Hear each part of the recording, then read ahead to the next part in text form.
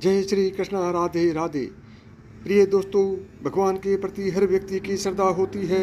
इसलिए तो जब भी हम किसी मुसीबत में होते हैं तो सबसे पहले भगवान को याद करते हैं।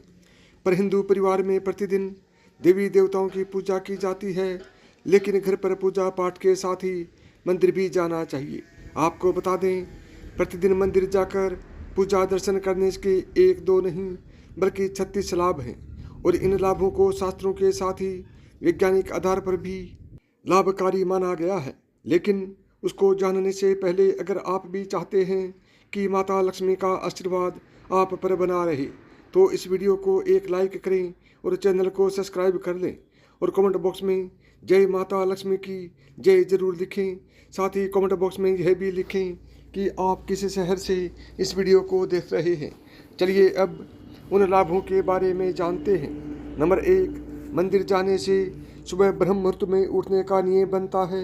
सुबह जल्दी उठने से हम अपने नित्य क्रम जैसे उषापान, शौच, दंत धावन, स्नान आदि से निवृत्त हो जाते हैं। नंबर 2, अपने घर के निकटतम मंदिर तक पैदल चलकर जाने से हमारा भ्रमण व्यायाम होता है, प्राणवायु मिलती है और उगते हुए सूर्य की दिव्य लालिमा का अवलोकन होता है।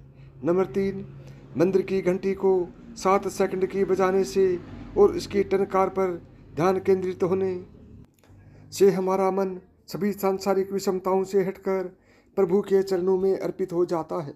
नंबर 4, मंदिर में भगवान को अर्पित सुगंधित फूलों की खुशबू से स्वास्थ्य लाभ मिलता है तथा उत्साहवर्धन होता है। नंबर 5, मंदिर में अर्पित भिन्न भिन्न फूलों के विविध रंगों से हमको सुकून मिलता है। नंबर 6, मंदिर में कपूर, अगरबत्ती और धूप की दिव्य सुगंध से हमारी प्रतिरोधक क्षमता बढ़ती है और नकारात्मक समाप्त होती है। नंबर 7, मंदिर में हम अपने जीवन के उद्देश्यों को दोहराते हैं और ईश्वर से सफलता का आशीर्वाद मांगते हैं। नंबर 8, सुबह उठते ही हम उस दिन की कार्य सूची लिखते हैं और उसे मंदिर लेकर जाते हैं।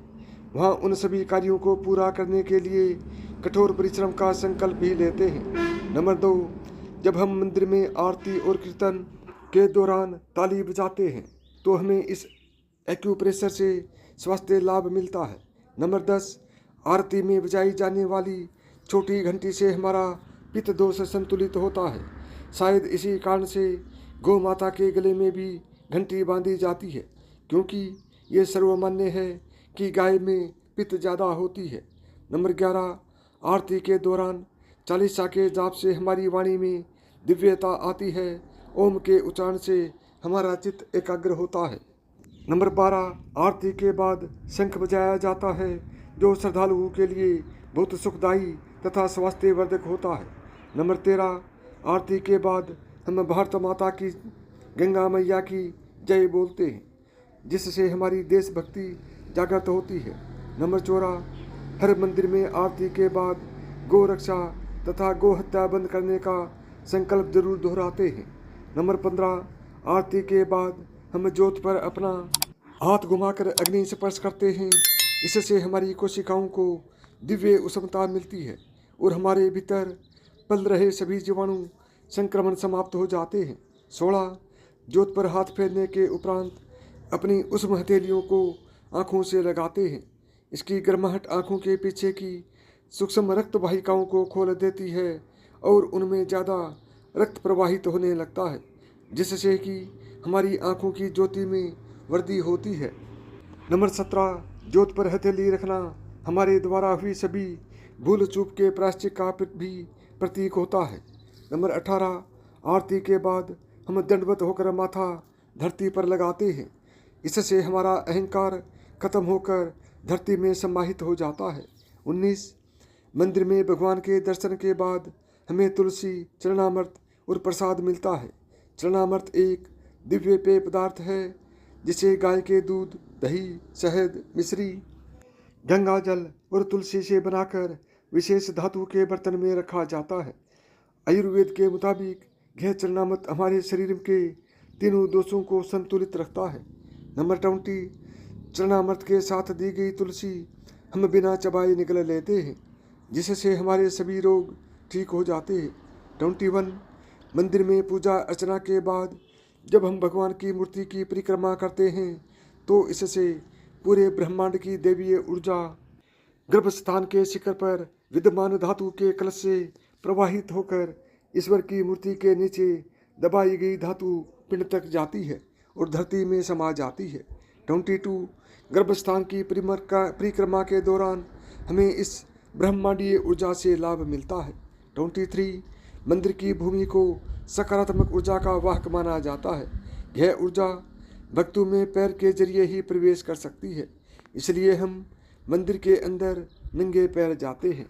24 मंदिर से बाहर आते हुए फिर से घंटी बजाकर हम सांसारिक जिम्मेदारियों में वापस आ जाते हैं।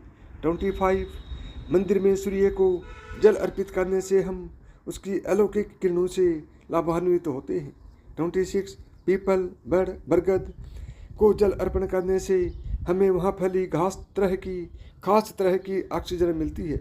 ये सभी एक दिव्य वृक्ष है जो बहुत अधिक मात्रा में प्राणवायु को चारों ओर विसर्जित करते हैं। इसके पत्ते इतने संवेदनशील होते हैं कि वे रात्रि में भी चंद्रमा की किरणों से ऑक्सीजन पैदा करते हैं। 27 मंदिर में हम तुलसी के पौधे और केले के पेड़ को भी जल देकर तृप्ति होते हैं। 28 मंदिर के बाहर आकर हम वहाँ मौजूद जरूरतमंदों को दान पुण्य करते हैं, जिससे हमारे मन में शांति आती है। 29 मंदिर के माध्यम से हम अपनी कमाई का 10वां भाग सामाजिक कार्यों में लगाते हैं और समाज में समरसता सौहार्द आता है। 30 आजकल महंगाई की वजह से शहर में और घरों में गौ माता को रखने का प्रावधान नहीं होता है, लेकिन हम मंदिर जाकर गौ माता को ग्रास देकर अपने संस्कारों को जारी रख सकते हैं। 31 प्रतिदिन मंदिर जाने से हमारे नए और धार्मिक लोगों से परिचय होता है। 32 मंदिर जाने से हमारी सामाजिक प्रतिष्ठा भी बढ़ती है। 33 मंदिर जाने से वहाँ के पुरोहितों से आशीर्वाद मिलता है और हमें पंचांग आदि जैसी कई जरूरी सांस्कृतिक जानकारी मिलती है। 34 पंचांग के श्रवण या पाठन से हमें अपनी धार्मिक जिम्मेदारियों का पालन करने में मदद मिलती है और हमारा कल्याण होता है। 35 मंदिर में सभी वेद, पुराण, गीता, रामायण, महाभारत आदि शास्त्र मौजूद होते हैं, जिन्हें पढ़कर हम अपना जीवन सफल कर सकते हैं। 36 इसलिए भी हम सभी को प्रतिदिन मंदिर जाने का संकल्प लेना चाहिए, क्योंकि इससे हमारा समाज संगठित होगा, संस्कृति की रक्षा होगी और हमारा प्यारा भारत पुनः विश्व गुरु बनेगा।